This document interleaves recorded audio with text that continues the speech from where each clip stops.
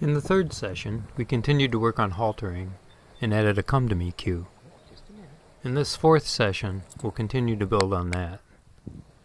Big Red shows me he remembers the come to me cue, which right now is really a come and get a cookie cue. I'll start with a little easy desensitizing to the ribbon whip.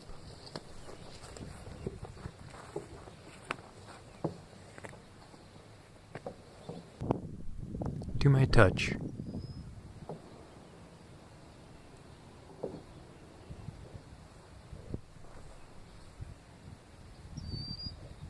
And having his feet handled. Then I test his response to pressure from the halter and rope. First I ask for lateral flexion. I'm not asking him to move his feet. I want him to soften to the halter pressure and bend his neck. I let him move, but I get the last step. And he figures that out. Then I create a simple puzzle. He needs to move away from me to release the pressure, and he figures that out too.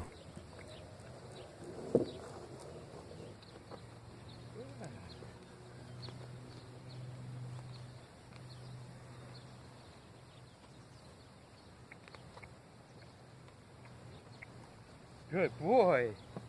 Good boy. These exercises are just the beginning of creating habits we want to build in any horse. Relax, soften to pressure, and follow the feel. The opposite of being tense, and bracy, and resistant. It's not so much a training lesson as the way every horse should be handled at every moment. That habit starts on the ground, but it's easy to see how it transfers to the saddle. For example, in softening to the feel of the reins and moving off your legs. We go back to the ribbon whip. He's not too concerned, just a little cautious. So I create a pattern to help him relax.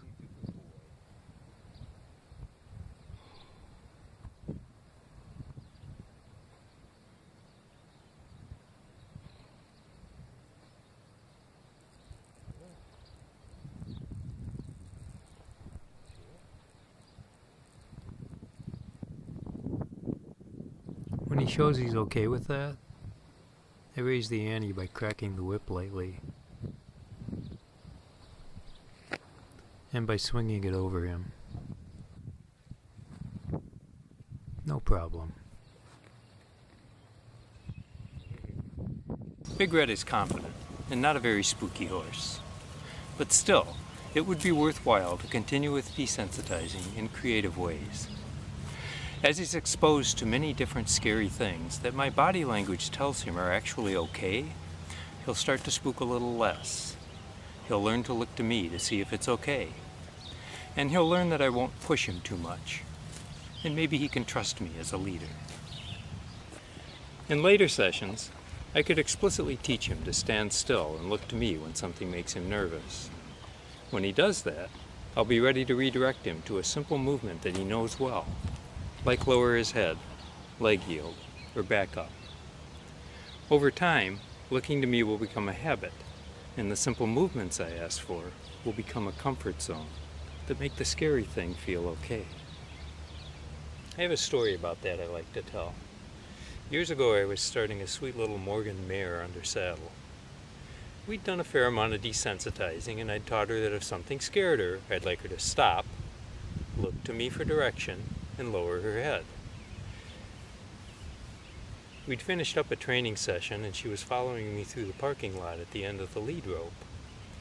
A truck backfired suddenly and loudly. I looked back to make sure she was okay. She was a little tense, but standing stock still, looking toward me with her nose on the ground. I had to laugh.